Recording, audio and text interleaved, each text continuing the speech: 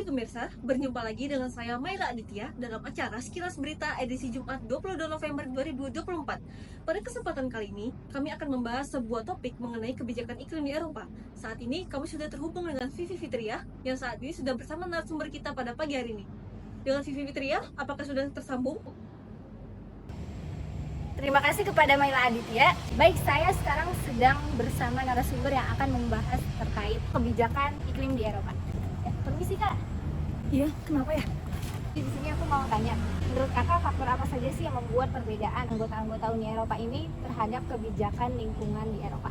Oke, menurut aku sih ini dalam dua konteks ya, ada konteks negara sama konteks individu. Nah, kalau di konteks negara itu yang pertama ada budaya politik, terus ada norma sosial, terus ada part dependensi negara, terus yang terakhir itu ada tingkat korupsi dan sistem administrasi di negara-negara Uni Eropa. Nah, kalau dari individu sih itu ada nilai-nilai fundamental dan norma pribadi seseorang, terus kepercayaan seseorang atas keadilan dan orang lain, terus juga ada kepercayaan orang atas institusi publik, sama yang terakhir itu ada kepercayaan seseorang atas instrumen kebijakan. Lalu menurut Kakak gimana kebijakan Uni Eropa ini berpengaruh dan berinteraksi ke kebijakan nasional negara-negara anggota Uni Eropa?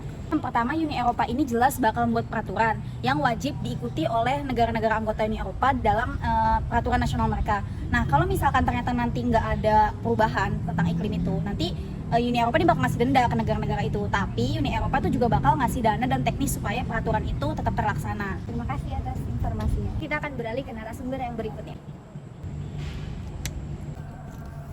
Halo Kak, Ya, mau tanya-tanya nih, menurut Kakak gimana sih faktor politik itu bisa ngebentuk tata kelola lingkungan atau perubahan iklim? kalau menurut saya sih politik itu sebetulnya super berpengaruh banget ya buat masalah lingkungan sama iklim. Karena dari riset pada tahun 2020 dia menjelaskan bahwasanya politik itu super berpengaruh banget buat masalah lingkungan. Nah, kondisi dunia sekarang itu lagi chaos banget. Cina sama India tuh udah mulai naik kelas jadi pemain penting. Sedangkan Amerika tuh mut-mutan banget soal kebijakan lingkungannya. Yang bikin sebelum tuh banyak negara lebih money oriented, pikiran duit mulu lah sekarang daripada mikirin nasib bumi ke depannya. Like literally tuh mereka prioritasin ekonomi jangka pendek, padahal planet kita butuh komitmen jangka panjang. Ada drama backstage-nya juga, industri fosil fuel sama aktivis lingkungan tuh lagi pada rebutan influence ke pemerintah, apalagi di EU.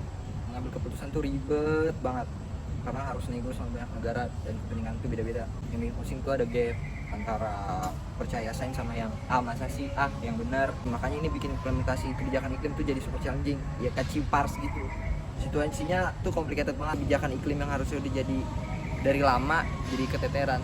Ya to be honest sih situasinya kinda mess up right now for real. Terima kasih Kak.